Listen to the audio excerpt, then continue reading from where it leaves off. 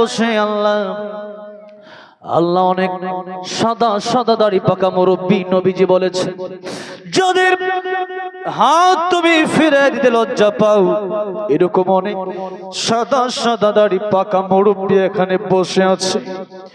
অনেক যুবক ভাইরা সমস্ত কাজ বাদ দিয়ে এখানে আসলো।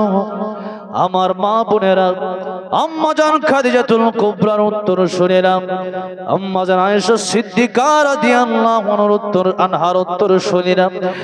এই মাহফিলে কোরআনের ভালোবাসায় আল্লাহ দ্বীনের জন্য যারা বসে গেল, আয় আল্লাহ কত গুনাহ জীবনে করেছি তার কোনো হিসাব নেই। তুমি যদি ক্ষমা না করো আমাদের যাওয়ার মতো কোনো জায়গা নাই। আয় আল্লাহ রাব্বুল আলামিন, দুনিয়াতে দেখেছি